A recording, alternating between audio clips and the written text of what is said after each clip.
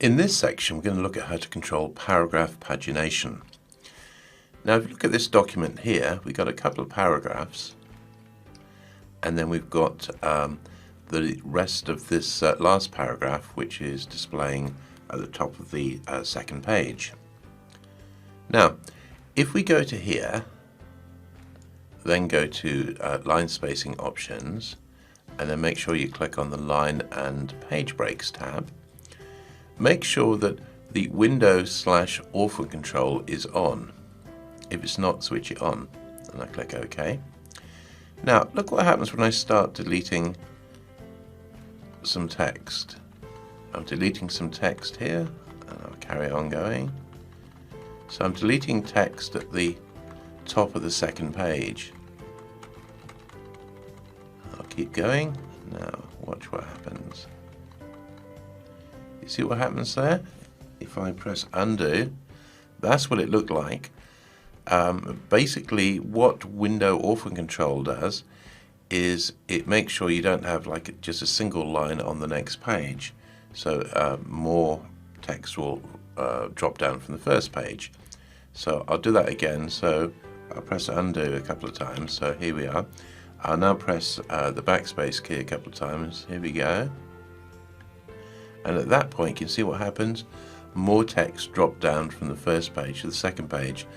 So the whole idea of the Windows orphan control is you don't have a single line of text ideally on the next page or the last page of your document, depending on how many pages you've got. And it just makes it look nicer. Now in this section, I'm going to see how to force lines so they keep together. So in this document here, I'll just scroll down.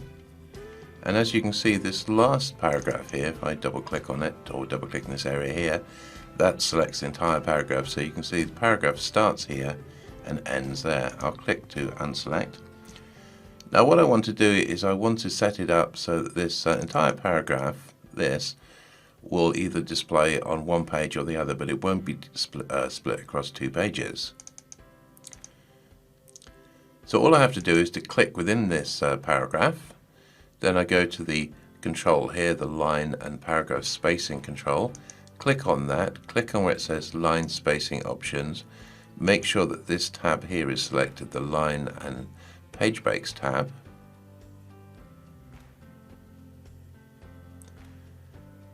Then I just select this option here that says keep lines together. And look what happens when I click on OK. Can you see what happens? That paragraph is now kept together. It's all in one place. If I press the undo key, this is what it did look like. In fact, what I'll do, just to make this easier to see what's going on, I'll change the font color just of this particular paragraph. And if I go back in there, this one's split at the moment. If I go back in here, go to the line and paragraph spacing icon here, click on that, click on line spacing options. Make sure that this tab is selected, lines and page breaks. Click on keep together, click on OK, and as you can see, it's forcing that paragraph so that all the lines stay together, and it essentially breaks here, controls the pagination, and puts that paragraph onto the next page. In this example, we're going to look at how to keep with next. So if we scroll down here, I've got a little header in the paragraph there, another little header in the paragraph, and the same here. The trouble is that this header is displayed at the bottom of the page, and this is what it's relating to. So what I can do is I can click within this header, because basically I want to force it down so that this header keeps with the next paragraph. So I click within this header here.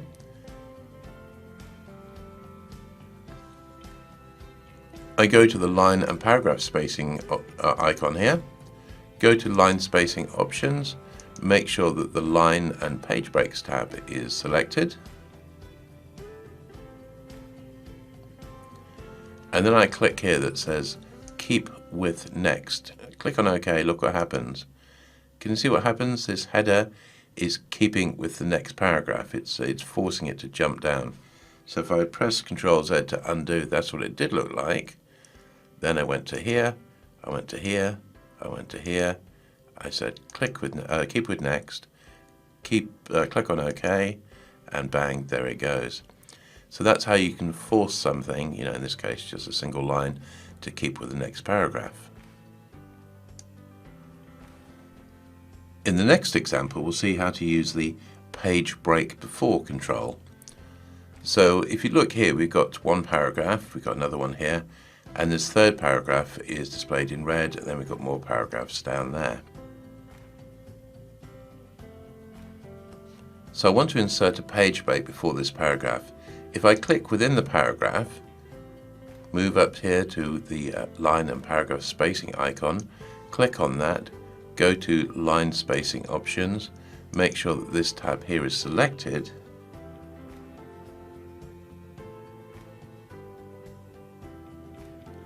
and what I'll do in this case is click on where it says page break before, and look what happens when I click on OK. Because this has a page break before option applied to it, it basically means the page breaks there and this goes to the top of the next page.